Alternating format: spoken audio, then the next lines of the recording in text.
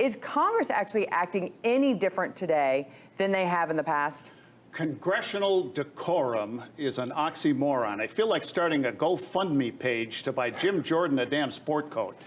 So all of this name-calling strikes me as Washington business as usual, and frankly, very focus group-driven. I've done enough of them. I can smell one a mile away.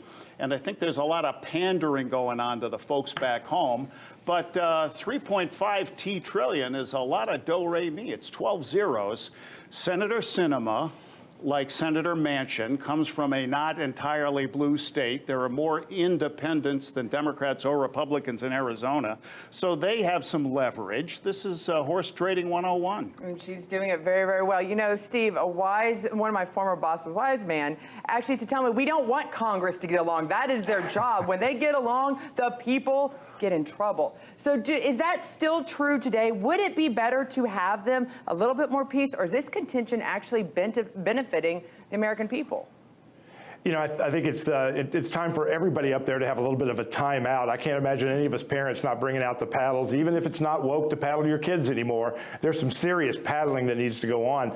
You know, I don't mind when they're fighting over policy, but I think kind of the petulance, the pettiness is what really makes the American people disgusted with all of them. And dare we forget petulant policy of Nancy Pelosi when she dramatically ripped President Trump's State of the Union speech. It's not something new, but I think the American people are really getting tired of it. Well, there definitely could be some Oscars handed out for some amazing award-winning performances. One of those, and Farron didn't have the time to put her package, is what happened this week with the January 6th events and Nancy Pelosi's the hearing that they were having. Holland, we don't know much what's coming next. We heard the passionate testimonies from the police officers, but we don't know what else is next. Can you shed some light on that for me? Subpoenas. Okay. How will they be served? Will they show up? You know, people have stiffed these hearings and hearings like this in the past, but the gut-wrenching testimony from the U.S. Capitol Police the other day has gotten a lot of play, and a lot of these Fox News people are catching hell on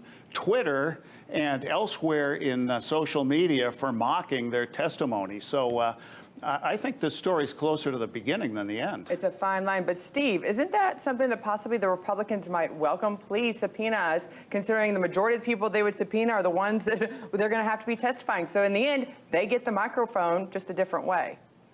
Well, the question is whether they get to bring the videos. I mean, it's always good to have audio. It's always good to have print.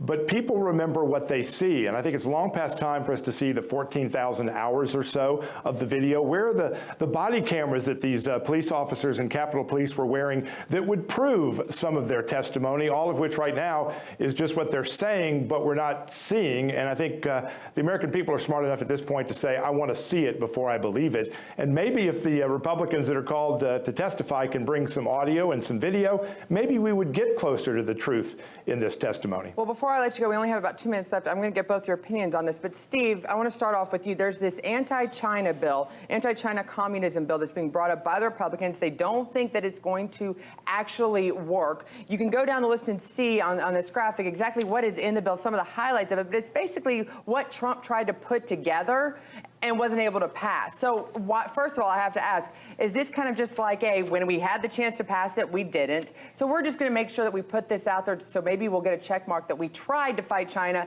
when we had the chance, but we really didn't. Well, I think like Rick's Cafe, when we are shocked to find out that there's gambling going on, we're shocked to find out there's politics going on in Washington. Look, you know, the president's agreement with China accomplished many of the things that this bill seeks to accomplish, including protection of intellectual property.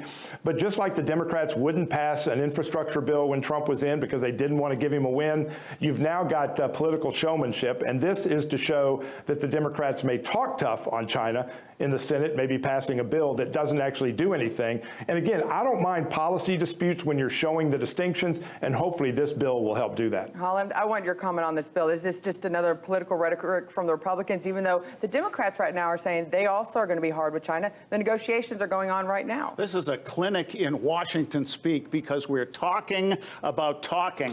The Senate bill was called the U.S. Innovation and Competition Act. That wasn't tough enough, so this House bill is going to be Countering Communist China Act. A Again, I smell a focus group, communist and socialist and socialism. Let's see how many elderly Social Security recipients are irked that their cost of living increase is about to go up. And I think it all goes down to what looks the best on a push card at re-election time. Gentlemen, great conversation. Thanks for adding your wit and your wisdom.